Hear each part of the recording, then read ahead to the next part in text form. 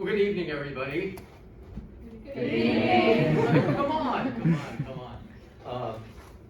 If you've done anything behind a mask, and I bet you probably have, you probably realize you have to speak up and project, right? So I think one of the goals of tonight's time together is to give you an opportunity to interact with us. And I say we, collectively, the peer mentors and I will be working with you to get through this topic. I'm going to point out some resources that are available to you that don't feel pressured to get everything down in the next hour to an hour and a half, because this is a very broad topic. We just want to kind of give you an intro. Now, I've traditionally done a session like this early in the semester. I don't know that we've ever done it on the first day of class. And I think that was partly because we thought, well, maybe there won't be too many other distractions just yet.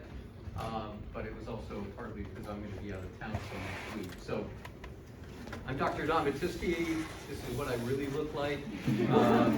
I am the executive director of the Remote Advising Office. I wear a few hats around campus. I'm grounded as a faculty member in the School of Medicine. I'm a pediatric nephrologist. I practice through Children's Healthcare of Atlanta, so I spend time on that side of Clifton Road and beyond.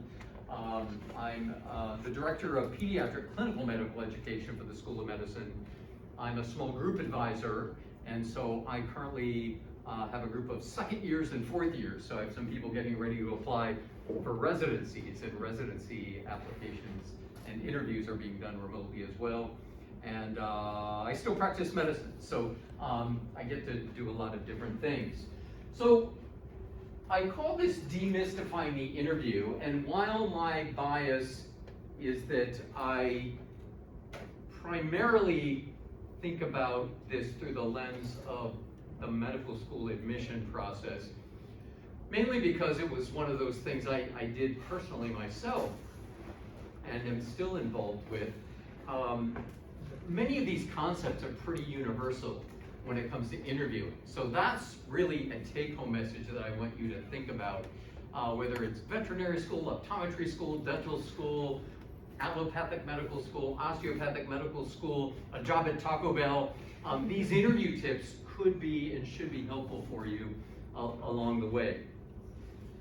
So my part of the talk, I want to spend 20 or so minutes giving you a little bit of background, talking about types of interviews, talk about why interviews get done in the first place, a little bit of the timing in the calendar, and then how you might prepare.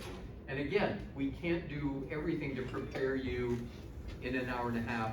I would honestly hypothesize that some of the things you're already doing and have been doing have been preparing you for this process.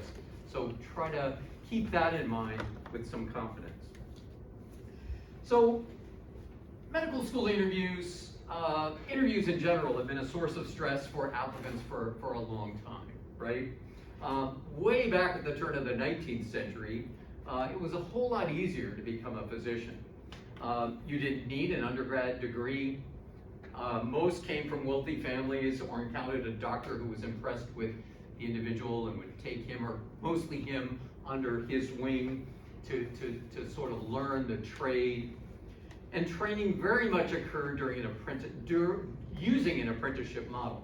So when your supervising doctor felt that you were ready, they'd let you out of the nest, so to speak. And you can imagine there could be some conflicts of interest there, right? Maybe I don't want you stealing away some of my patients or my business. Maybe I like having you as a really good practitioner right under my wing, and I'm getting you maybe for a very inexpensive cost. So you can imagine there were troubles with that. Back in 1910, now over 100 years ago, the Carnegie Foundation commissioned this Flexner report to look at the state of American medical education. And what Flexner found was that there were way too many schools across the country. Most were pretty substandard with not a lot of quality sort of background to educate students, and there was no prerequisite training. So he recommended, at the very least, that there be a high school diploma in place and maybe 2 years of college. And he came up with this idea of a 4-year medical school. And that 4 years was 2 years in the classroom, 2 years in the clinical arena.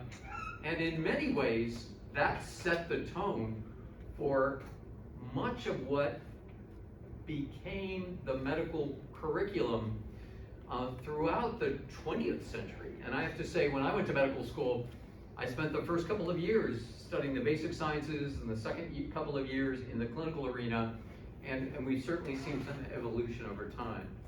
So that Flexner report is the bedrock foundation, but over time schools get a bit creative. There are systems-based curriculum, problem-based learning curricula, independent study options. More recently, we see sort of like team-based learning, and sometimes there are community programs that might be loosely linked with an academic center. Who's heard of any recent new medical schools that have popped up? What was Southeastern? Got to speak up. Nova Southeastern in Florida. That's not that new, but it's one of the newer ones. Any others? Yes? Kaiser and Kaiser, that was the one that was in my mind. What do you know about Kaiser? What have you heard about Kaiser? I don't know a ton, just that it's near my parents' house. Okay. Well, they are very focused on an area of sort of newer science quality improvement that I do throughout my practice. Physicians across the country to stay maintained in their board certification do as well. But it's a medical school that has embedded that from the very beginning. So again, every school has its own unique character, location, and while all accredited schools are meant to do a few things, supply the next generation of physicians to practice medicine, they don't all do it in exactly the same way. And I would basically state that there is not one person that really is suitable for every one of those schools across the country. So let's talk about the interview. And again, what do you think this interview would be like, or what have you heard? What's the rumor? What have you read about? You're looking at me. That they're generally looking to make sure that you have normal manners, social skills, and talk about your application in an intelligent way. Okay, you use the word normal. That you at least have some of those things, right? What else? Yes? They're looking for mission fit. Mission fit. Okay, what does that mean? So making sure that, so like some schools are really like research focused, so they want people who have a lot of interest in research versus some schools are much more outreach and community engagement focused, so they want you to really show that through your application and be able to talk about it well. Sure. Anything else? There are a lot of things, and we'll cover some of those. And, you know, again, this is a complicated process with a lot of moving parts. There are lots of different types of interviews, and let's think about the variations on the theme. If we're trying to get at what you're like as a person, not just a computer file or a PDF, these interviews might be one-on-one. They might be 2 or 3 on 1, usually 2 of them and 1 of you, but sometimes some variations on that theme. There could be panels, you know, maybe 3 or 4 people from the medical school that might be a mix of faculty and students up against 4 or 5 applicants with a discussion going back and forth. Some are very structured and some are unstructured. The probably most structured of the interviews is the MMI. Who's heard of the MMI? What is the MMI? The multiple mini interview? Multiple mini interview, exactly. You all didn't know you were going to be quizzed all night, right? The way I think about this is, an MMI is to interviewing what a lab practical is for a biology exam. You go around station to station to station, and you might have a prompt or a question or an opportunity to interact with another person. And you literally, in real time, if you were doing this in person, might go from room to room to room, and a bell or a whistle would go off. In the virtual world, it might be you go to a breakout room in a Zoom or WebEx or something like that. So that's very structured. I would say that while there's always no doubt that there's a power differential here, meaning the school has a limited number of seats. There are many, many more applicants, so you know they have the advantage that they get to pick who they want for the most part. Schools have been increasingly more mindful of the fact that because of that power differential, because of the inherent stress involved, that there's no need to really make it any more so, right? We live in a very stressful world right now. We always have, and certainly we've seen over the last year and a half to two that it's becoming increasingly more so.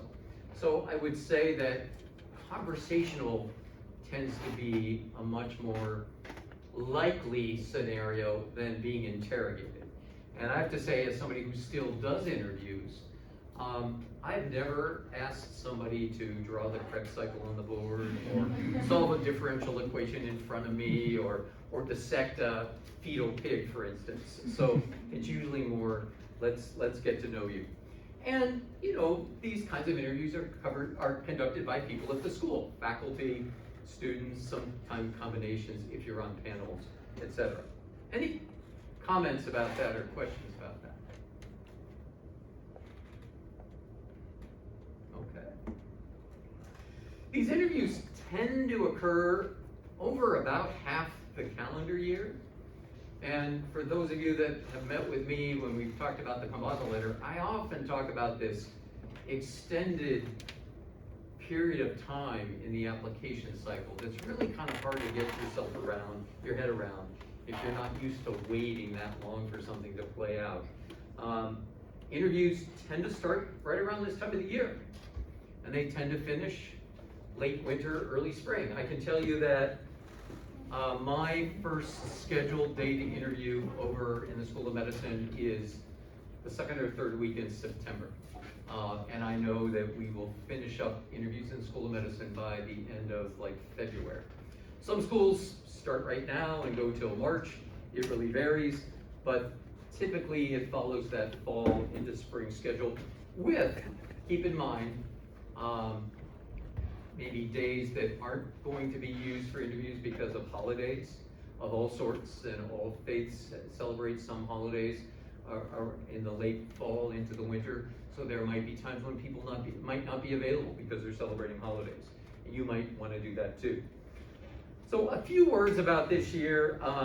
We're expecting that every school is going to be doing some interviews via some web-based system. I'm going to show you here, I'm going to get out of this for a minute. I pulled up some literally hot off the presses stuff. I mean, this AAMC website was updated August 24th, okay? I tried to be as timely as I could. And this is why I say you have had access to information longer than you realized. But if you look, and this, this is the AAMC geared towards students and residents, medical education. There are just tons of resources here, including tips for preparing for virtual interviews. Here's a video, another set of PowerPoint slides. So use this information if and when you can. So what's the purpose for the interview? We heard a few ideas, and I would agree with all that I heard, but I would add a few things. It's a way to assess motivation. In past lives, I've actually been the admissions dean at 2 different medical schools. I'm sure I've done interviews longer than most of you have been alive. Anybody born before about 1996? I didn't think so. Well, I've been doing medical school interviews that long. That doesn't include my own, right? 10 or 15 years before that.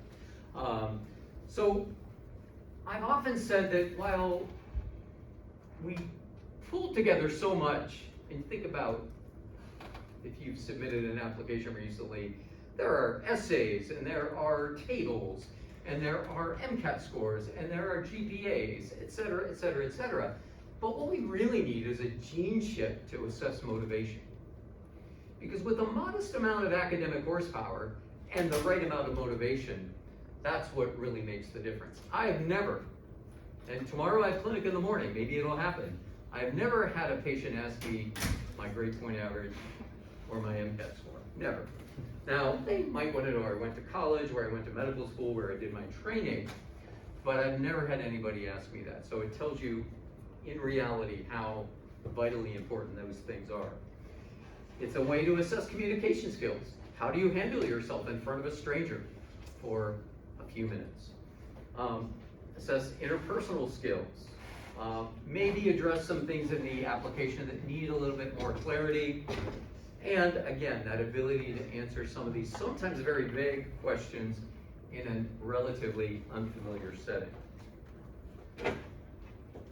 But it's also a chance for the school to give you some information about them, to get to that point of assessing fit, to provide you an opportunity to meet other applicants, some of their own students, some of the staff and faculty, and to frankly recruit highly sought after applicants.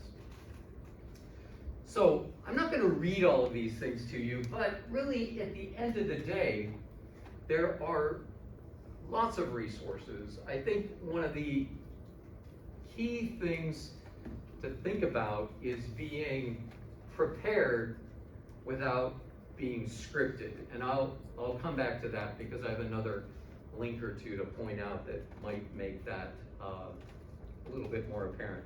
I think what I want to see in an applicant is who you are. I want genuine honesty, and sometimes with that come consequences. But sometimes, while in the moment it may seem like I'm not getting what I want and therefore it was the wrong answer, maybe in the big grand scheme of things it was the right thing to happen because you didn't end up in a place that you shouldn't have been. And again, lots of helpful resources put forth by the AAMC. Again, this is a website you can get into. This is a whole section devoted to things like the interviews and preparing for interviews, get through these do's and don'ts.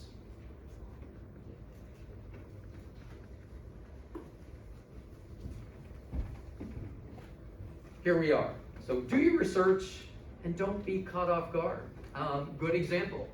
If somebody says the session starts at 6 o'clock, don't be signing in at 6:03. You could have missed your opportunity to have an interview. So be prepared.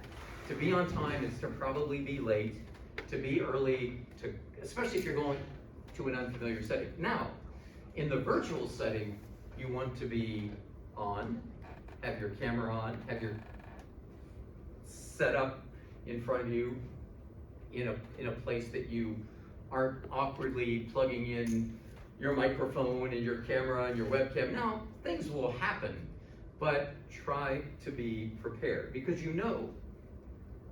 likely when your interview is about to start.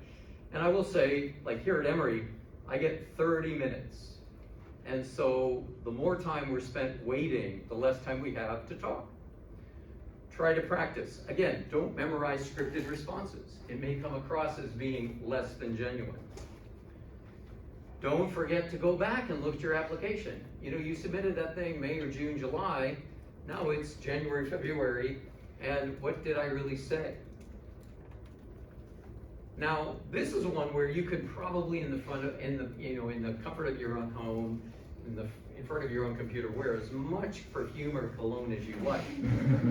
I will say, be mindful of the fact that, while I reveled in the fact that when I did telemedicine, I could see patients wearing shorts. On the other hand, if something untoward happens and, I had to get up and, I at least want to have khaki shorts on and not, boxer shorts. So be mindful of that. If you are invited to campus someday for an interview, you might have to do a lot of walking. Be friendly, even to the people that let you into the Zoom room, even to the staff that help organize things for you.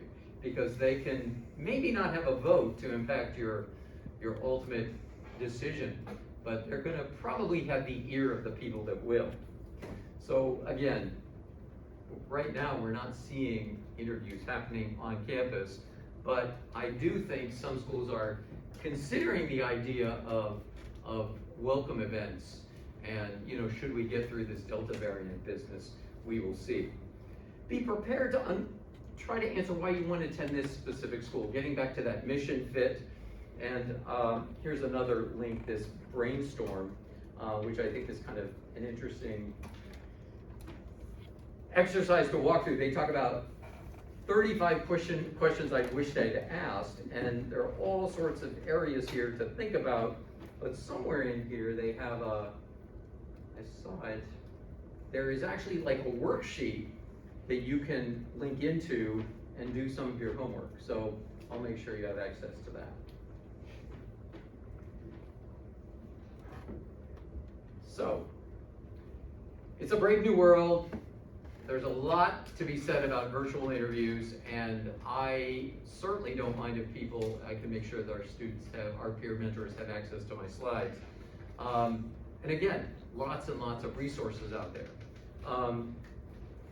Some are live and some are asynchronous, so keep that in mind. They will usually tell you what kind of setup they're planning to do. The asynchronous ones might be that you do the questions at some point and then they get reviewed by the committee later. And while there are endless numbers of questions, they do fall into these general categories. And I know our peer mentors are going to demonstrate some here for a minute. So I'm going to go ahead and stop there because I know that we want this to be a bit more interactive, and I think our peer mentors have some demos scheduled for you. So. Scenario, so we picked up a couple more popular questions and then a couple kind of unexpected questions. Those are probably like the ones that are gonna throw you off.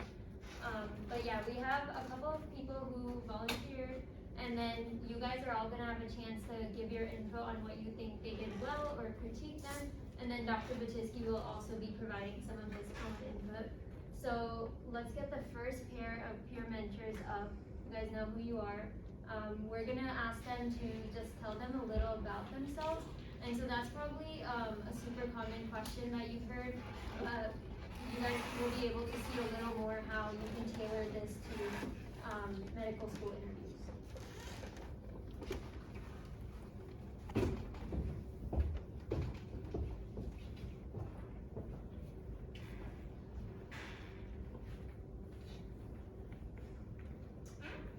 Hey guys, my name is Richard. I'm currently a junior in the College of Arts and Sciences.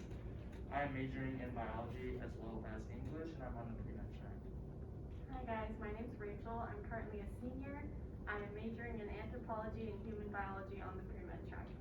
So we're going to give you guys an example, just a short response of Dr. Batisky for the question, tell me about yourself. And then you guys can decide which one was a better answer and which one could use a lot of improvement. Okay. I can go ahead and start. I'm just gonna pretend like I'm talking to Dr. Batisky, but so tell me about yourself. Hi, my name's Rachel. I'm from Tampa, Florida, and that's where I've spent the majority of my life growing up.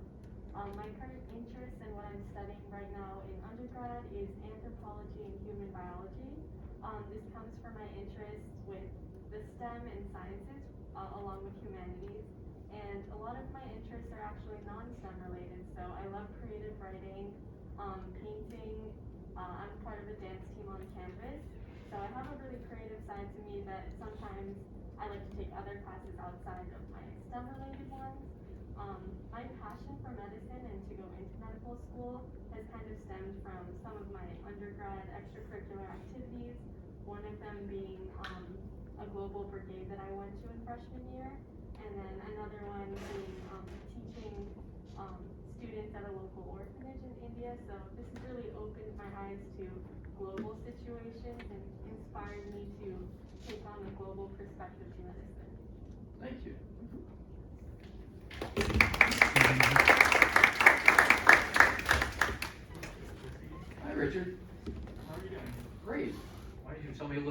yourself? Sure. So I'm currently a junior at Emory University. I'm studying biology and English. I've always loved biology. You know, it's one of the basic sciences that I've always really enjoyed. It's kind of always clicked for me, and just had a lot of fun in the class with my friends. English, I love reading and writing. It's been a great time for me. I do some activities on campus. I do club swimming. It's a really fun sport, I think. I've had a lot of opportunities to improve myself and exercise. I do some tutoring. I'm a learning assistant. I love teaching kids. They're always great to work with. You know, my mom, she's a physician as well. She's been an enormous inspiration to me. She did her medical school outside of the country and then went to the United States for residency. And so she spent a lot of time trying to figure out how she wanted to be a doctor, and also just seeing her work a lot has been really great to me. It's been a huge inspiration, and I hope that one day I can become like her. And I think that those are a couple reasons why medicine has really spoken to me. Okay.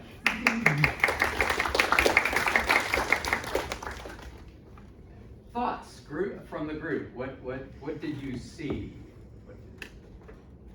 Yes. Richard was too cliche.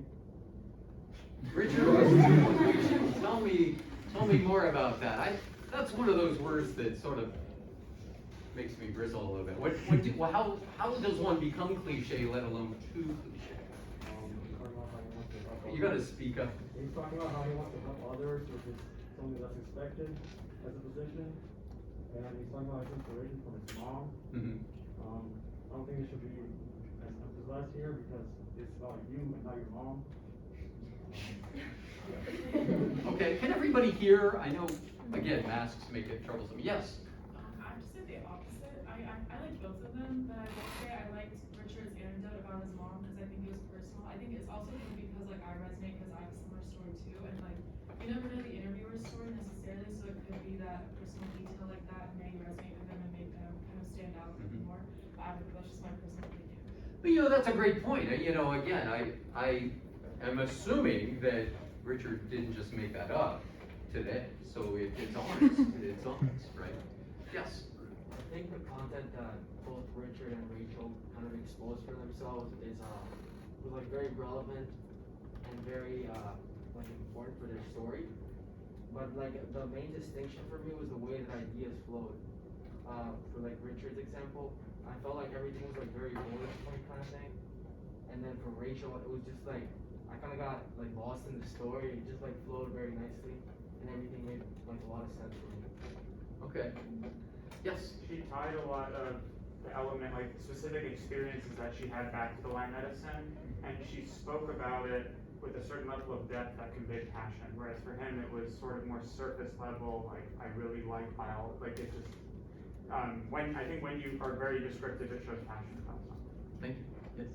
This isn't necessarily about the content, but I thought both of them spoke well, eloquently, I guess. So there was they seemed confident when they were speaking. I think it's very good. Okay.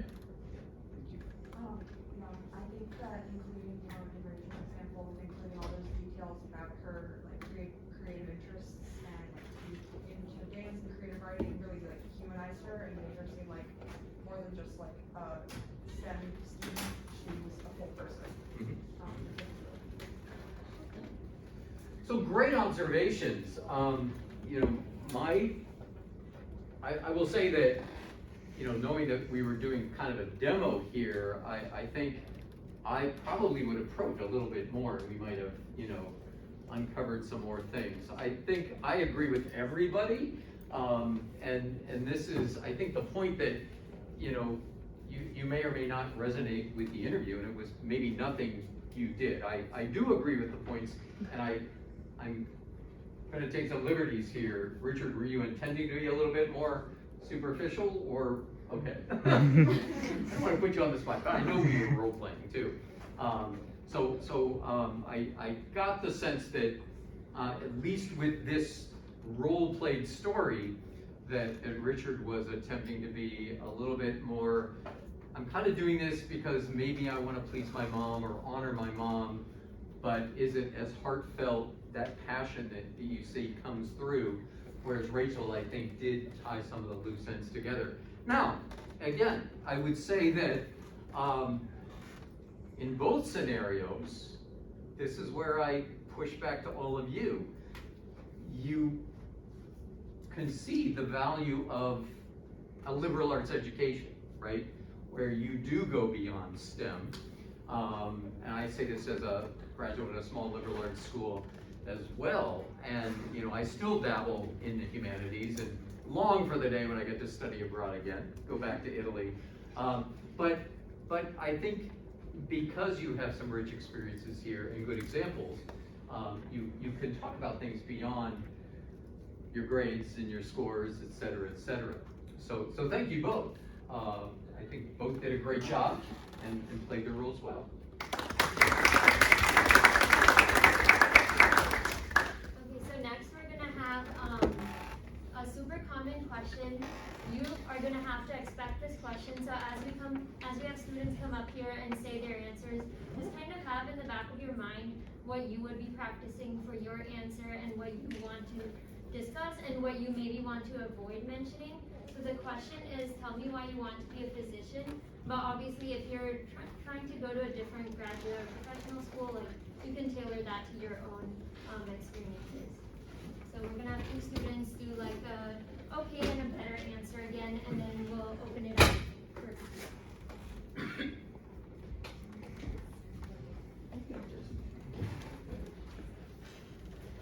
Hello everyone, my name is Regina. I'm a fourth year, which is crazy. I am majoring in neuroscience and behavioral biology, and I'm minoring in economics. Hi everyone, I am Louisa. I am a third year here. I am double majoring in biology and philosophy. I do have a little bit of a hoarse throat because I've been talking a lot, so I'm sorry, but I will try to speak up. Yeah, and just to remind everyone, there is a good version of this answer, and then there is a not as good, but I think that this is all just a learning opportunity, so if you have any feedback to either of us, as always. So Regina, why do you want to be a doctor?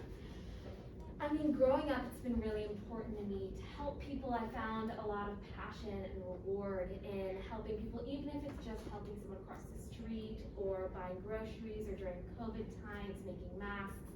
And both of my parents are in medicine, which has been really great because I've kind of had a tangible connection to medicine throughout my life. And getting to see the positive impact that they've made has really altered my life's journey. And I've sought out similar opportunities in shadowing and volunteering, and I just really enjoy that work and feel like I can continue pursuing that passion for both medicine and helping people as a physician at med school. Thank you. Lisa, why do you want to be a doctor? Yeah, so actually initially in high school and the beginning of college, I did want to go into philosophy, archaeological history. And I realize now I did want to go into that because I have this fascination with looking at the past through our modern lens and studying like societal trends. Through philosophy, actually, I encountered medicine, and medicine specifically in a social context. And it was specifically through Foucault that I read about medicine. And I realized that it stood out from all the other different aspects that I was learning about because of the influence that it has on people and on the issues that it touches. I think medicine really influences our way that we look at people and the way that we interact with people and the general health of our society, not just in a medical context, but in a social context.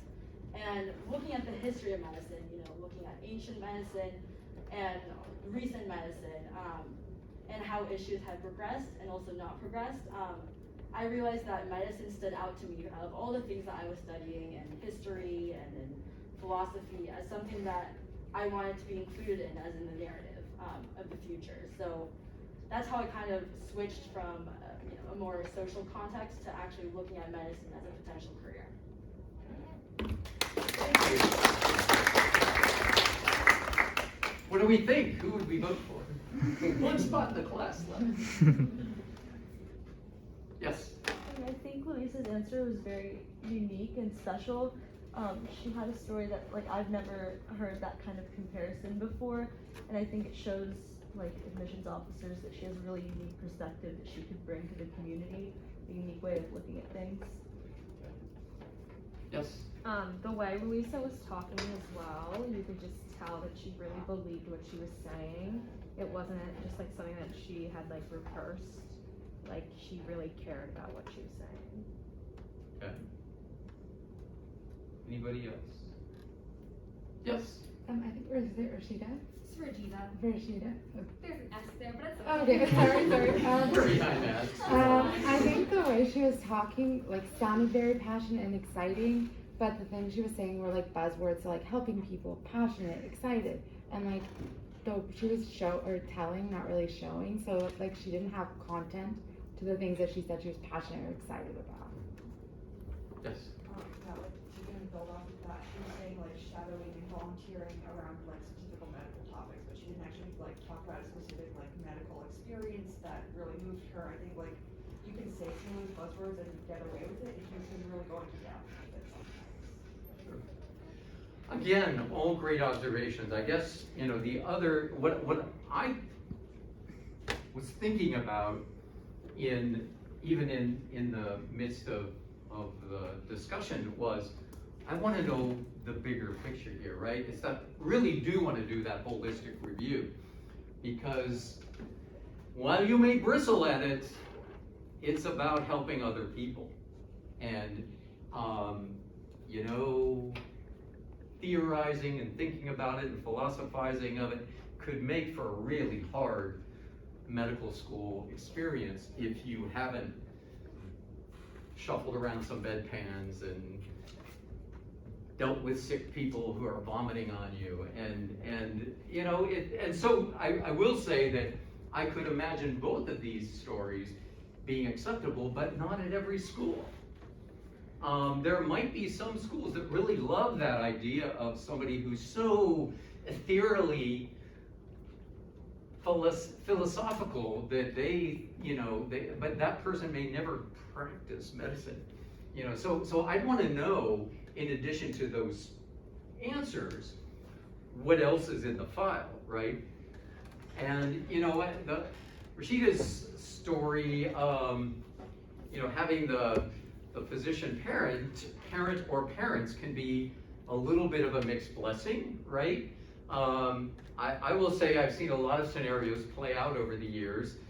Some people who grow up with it, they see the good and the bad and the ugly of it, and they realize their parents didn't come to all of their events, and yet they saw the good that their parents did for the community, and it inspires them to follow in the footsteps.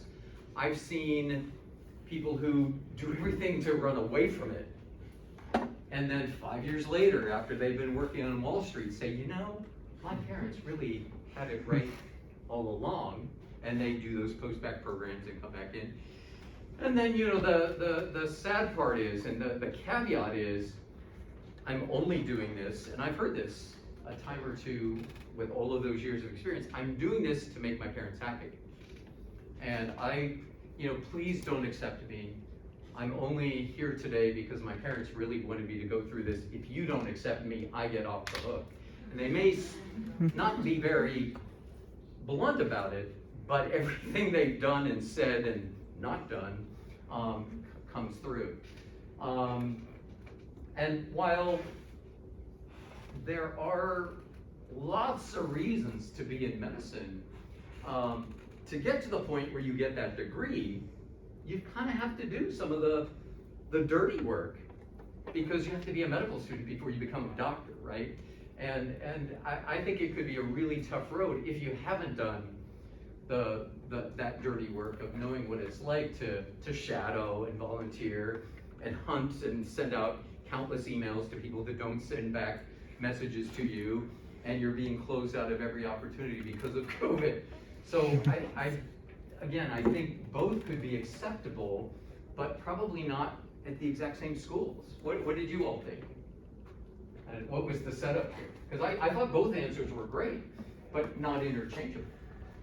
So I was kind of going off of what you were saying. I thought I was trying to portray like confident, someone who might have good bedside manner, but someone who is really just like touching upon points that you would expect. Like, it's great to help people. I think that's an excellent reason to want to be a physician, but I I think you need tangible reasons, and I think going into examples would be really good, and if I expanded upon volunteering or shadowing. But just, I think the purpose of the interview is to get to know the candidate and to get to know the school, and without those, you know, interactions and questions and delving into, neither party gets that satisfaction. Yeah, and that's, I think if we had 30 minutes together doing an interview, I might then say, well, tell me a time when you did this. Show me an example of how you really helped somebody. And again, some interviewers are privy to the entire open file, and some aren't. So when I interview here, I do the 30-minute one-on-one interviews. The only thing I get before I meet the candidate is the personal statement. And depending on what's in that personal statement, I might have some conversation starters, right? So again, if it were just listening to somebody talk about themselves for 30 minutes, you wouldn't get the full story versus some dialogue going back and forth. How about you, Julie? What were your? Yeah, I was just trying to do more of like I was trying to focus more on authenticity, you know, like being genuine to why I did want to become a physician, like the origins of that. So. And while that is helpful, some schools might say, interesting candidate for someplace, but probably not here, because she's going to be having to talk to, you know, somebody from Grady in, you know, in OPEX, and you know, that could be a challenge if you've not had that experience. So again, that whole cliche thing, I honestly think, you know, you've got to have some idea of the call to serve, because at the end of the day, medicine is a service providing profession. And while it is intellectually challenging and chock full of opportunities for lifelong learning and very wide-ranging, it also at the core is about helping other people. And so if something my mom used to say was actions speak louder than words, I can talk about helping others, but if there's nothing in the file, nothing in the application that suggests I've ever helped anybody but myself, then that's where there's a bit of a disconnect and some dissonance. So, but thank you both. We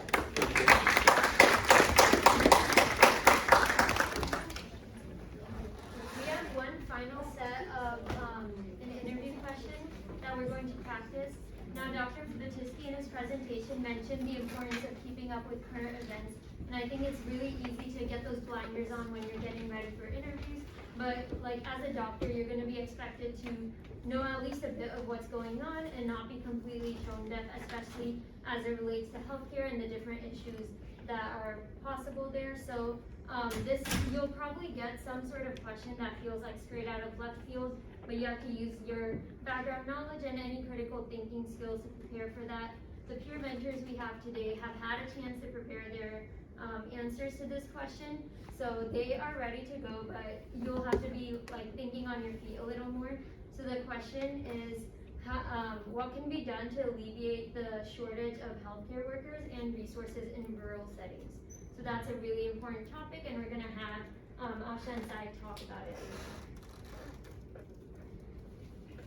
Hi everyone, my name is Afsa. I am a 4th year majoring in human health and minoring in nutrition science. Hey everyone, I'm Sai. I'm a junior majoring in chemistry and biology.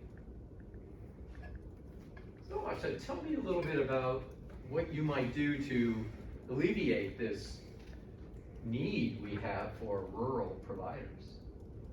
Yeah, thank you for asking that question. I know it's really important for us as future health professionals to consider the rising chronic illness in rural areas, yet the shortage of healthcare workers.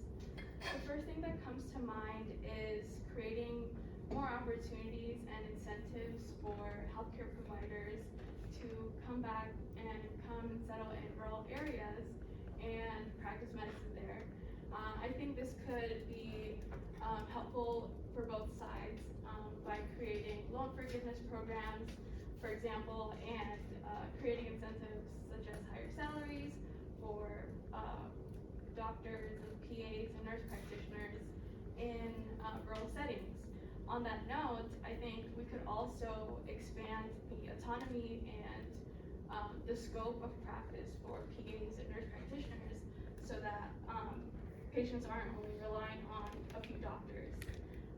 What also comes to mind is decreasing the cost of healthcare in rural areas by possibly working with insurance companies and decreasing deductibles so that patients in rural areas are not seeking out healthcare at the last moment and coming and seeing a doctor and provider as soon as they have an issue. Yeah, thank you. Thank you.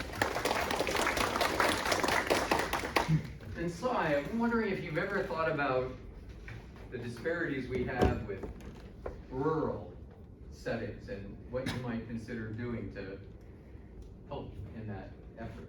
Yeah, of course.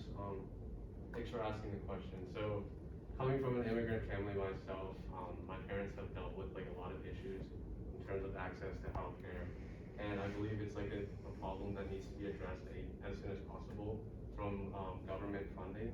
So, in terms of healthcare and the lack of access to hospitals within rural settings, I think having a set amount of government funding towards these resources, and then as we increase incentives for healthcare workers to come to hospitals, will become much more important and easier to address.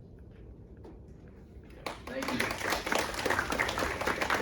Comments from the audience, the gallery. Yes. Question actually. Sure. She talked about expanding the abilities of nurse practitioners and PAs.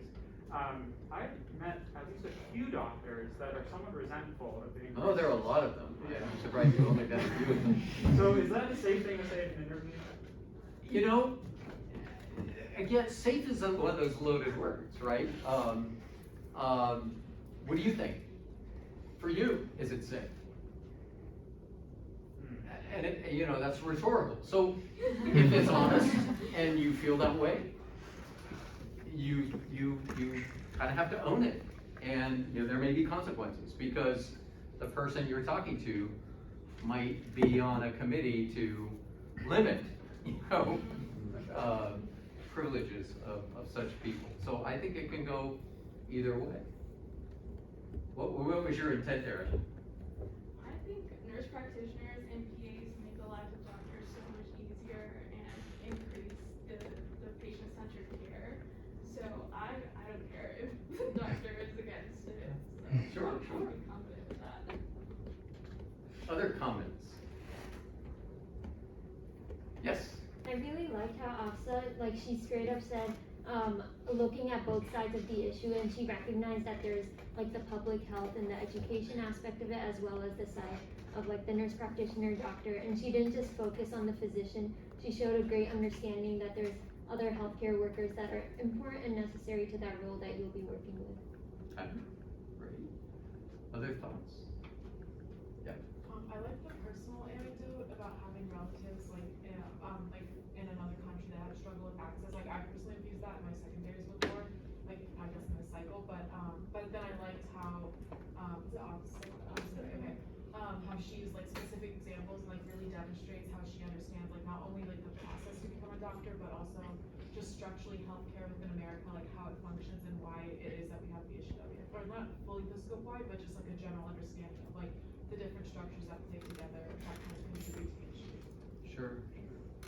I mean, you can see where this, if you didn't even know that this was an issue, you could be kind of caught a little bit off guard, right? Because I think, I mean, I got the sense, and I know this is role play, but Asha would seem to be much more prepared to talk about this topic, and Sai had some feelings about it and grounded it in his experience.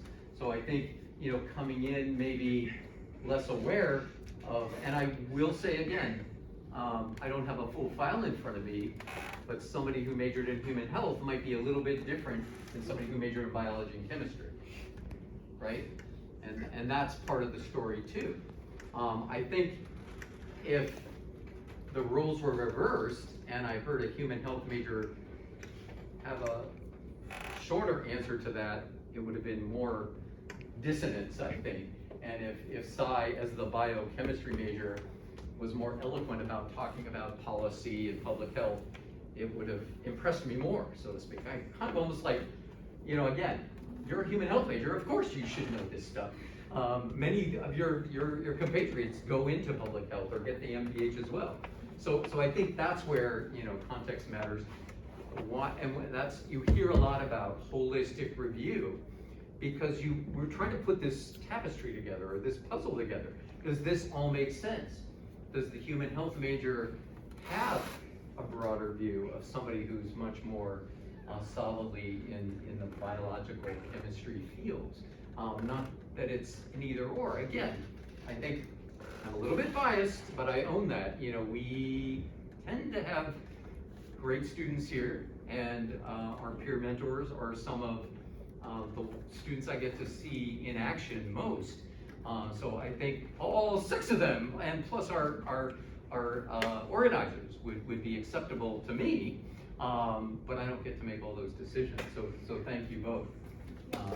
You just hear something and you're like, no, automatically. You know, it's a great question. A question that I often get asked is, how do I stand out during an interview? And my opinion of that gets back to your question.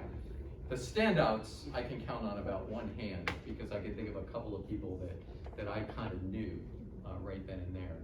Even though there was more to their story. I think you can be an outstanding interview candidate without standing out, so to speak. So the answer is yes. And to give an example, and some of you, I tell this story here and there because it was that memorable. I was at Ohio State, the Ohio State University, where I was the admissions dean, and at that point, we did individual one-on-one interviews for like an hour, open file. So I was interviewing a young man who was at nameless state university somewhere. And you know, it was a good interview, solid interview. And at some point, I think maybe I just made him comfortable enough that he was willing to be honest and open. And I said, well, you know, we all have challenges, strengths and weaknesses. What do you find to be challenging personally? And he just, it kind of blew me away, but he just said, you know, I just really hate stupid people. And in my poker face sort of way, I said, well, tell me a little bit more about that. Well, you know, you're in class, and class is winding down, and the professor, you know, is trying to clearly finish up, and there's always that person that has just like the stupidest question to ask. Like, really, you know, and so it was clear in my mind that this person, for all I know, I mean, I've been here now 12.5 years. He could be a board certified something somewhere, but I knew I didn't want to see him in our class. That was one very extreme example. I have another example that we can come back to maybe at the end, but yes, most of the time, these decisions about admission are not yes or no. They're all about maybes, right? Because when you think of this many applicants, this many people might get interviewed, and we might have a class this size. So even the people invited for interview have already kind of gotten to that point where they are acceptable. The question is, how acceptable are they, and what's that fit like, and how much room do we have in any given class?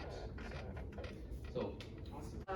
Like, would it be a bad thing to mention, like, having a family and like stuff like that? Like, if you're a woman, I don't know how that comes across with men. You know, like, you're probably gonna be men, like, interviewing, I don't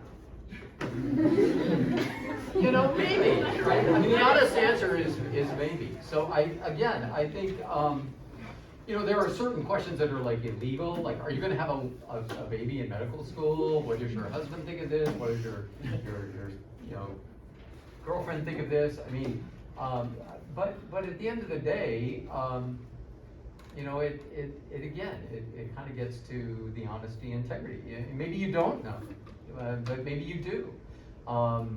If you look at, and again, you look at the data, we try to espouse to being a sort of inquisitive population, some of us anyway, that believe in science and evidence, over half the medical school classes are men and half are women. So, I mean, it's not like it's 50 years ago or 80 years ago. So I think it just depends on how comfortable you are at answering that question.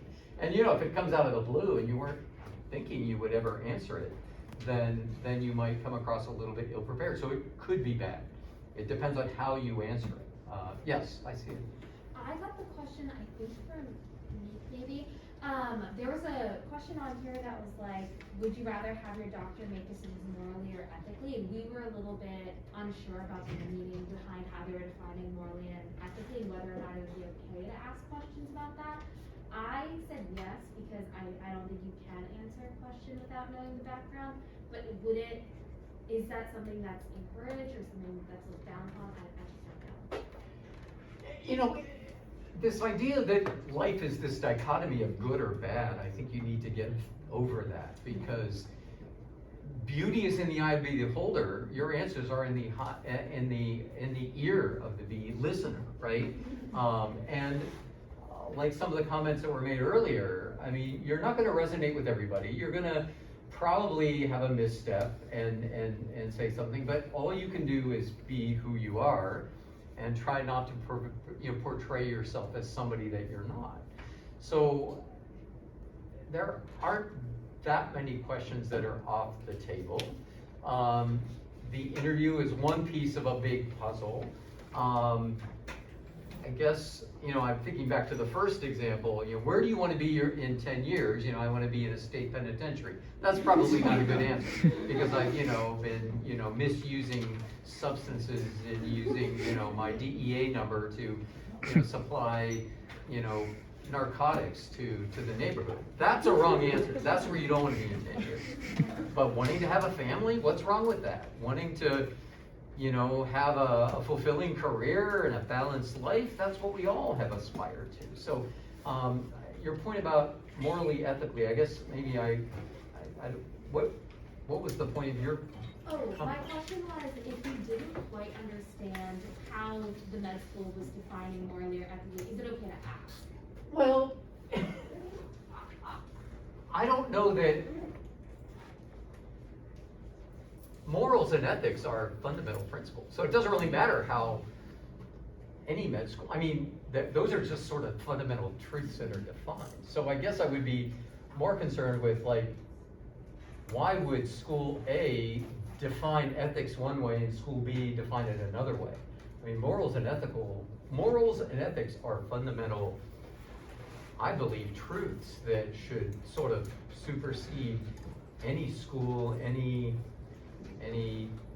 I can't say any culture, because I know that is a little bit different, but the culture of a school, in an American allopathic medical school. I can't speak for all of them, but, you know, biomedical ethics in particular, you know, has its background in morals and values and principles. Now, curriculum can be different.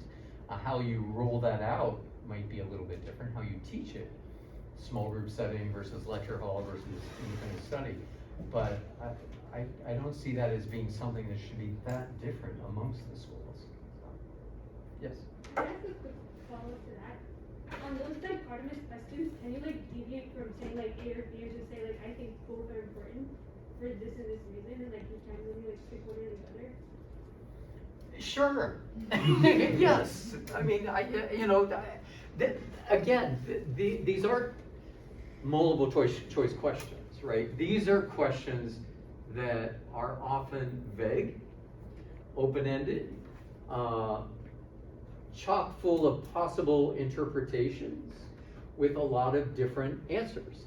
And the wrong thing to do is like break down in tears or, you know, throw your pen at somebody saying, I refuse to do that, or turn your computer off. And again, maybe it is the right thing to do if you don't see yourself going to a place that would, you know, offend you with a question like that. So this is where, you know, this isn't about like who has the right answer. It's how did you get to that answer? What informs your thinking about the answer you gave me?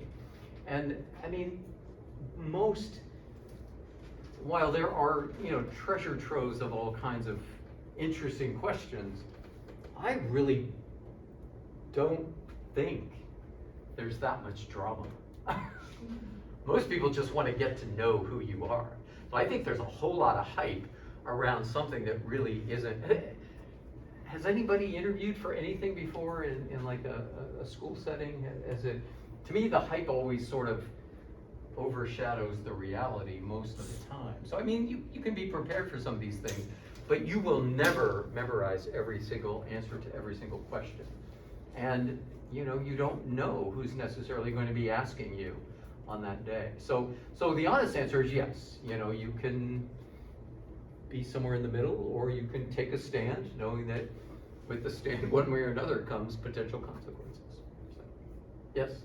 This might be a difficult question to answer, but just like listening to the general questions, and then also your mention about how like different schools have different time limits.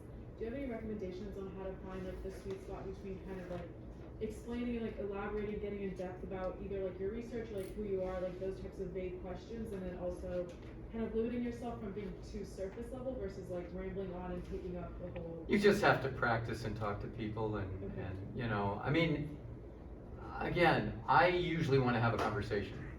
So if I've asked you a question and you are 3 topics beyond what I asked you, and I have forgotten my follow-up question on question number 1, I'm already saying this person is all about them. Because at the end of the day, helping people, talking to patients, that's what it's about.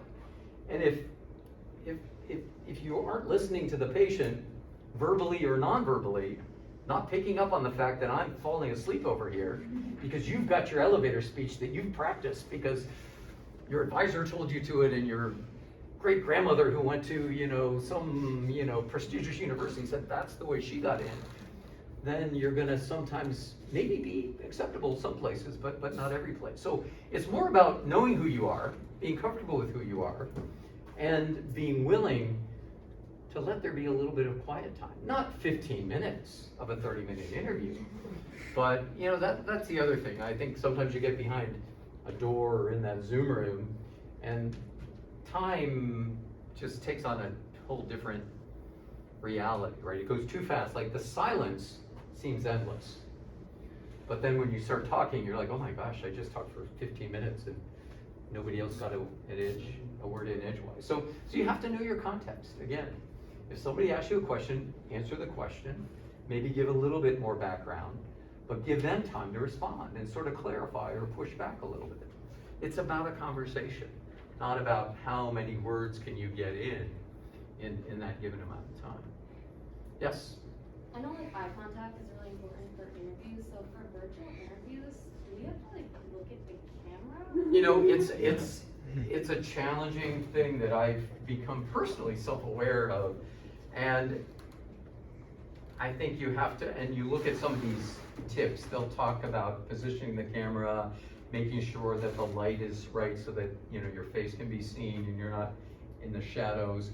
So I do think it is challenging because just with an offset, like if I'm on a Zoom interview here, but I'm looking at you over here, my camera's over here, but my computer screen's over here. If I'm making contact with the person doing the interview, I need to be looking at the computer, at the webcam, right?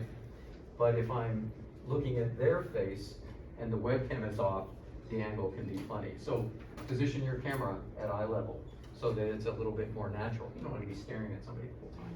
But that's a great point, because it is hard to make eye contact with somebody that's, it's like, where am I looking? Yeah. But I will also say that people take that into an account to some extent, I mean, if it's your 8th interview and you've done this time and time again and you're still doing that, that's a different story. But, over the course of a day, people give you a little bit of grace for the awkwardness of the virtual platform. Well, I will say I appreciate that everybody was willing to, I've got some, where is it? Somewhere. There's some resources, and I'll make sure I get this to to the peer mentors to send out. A lot of these are just links into the AAMC website. I put something in there relative to the dental education association as well. And while mock interviews, and we have this platform called Interview Stream available, frankly, you could do this on Zoom yourself. You know, have your best friend who's at school across the country, or your somebody, you know, somebody you maybe don't know quite as well, to kind of bring in that element of suspense. But you can interview yourself. It's funny, I'm working on an educational module for one of the initiatives I'm working on over in the School of Medicine, and I had a meeting today with somebody over in the library at the Center for, Digital Scholarship, about using some of their equipment to get better sound quality, because sometimes the sound goes in and out if you're just on a laptop. So, you know, have a nice microphone so that people can hear you. Pay attention to where the camera is, where the lighting is. Dress the part, I think, for a few reasons. You want to look presentable, but I think it also gets you in the mindset that this is real. You know, I don't want to sit here in gym shorts and a t-shirt. You know, I want to look the role. So, well, we appreciate your coming and participating, and welcome back. It is so wonderful to see people on campus again. I'm excited.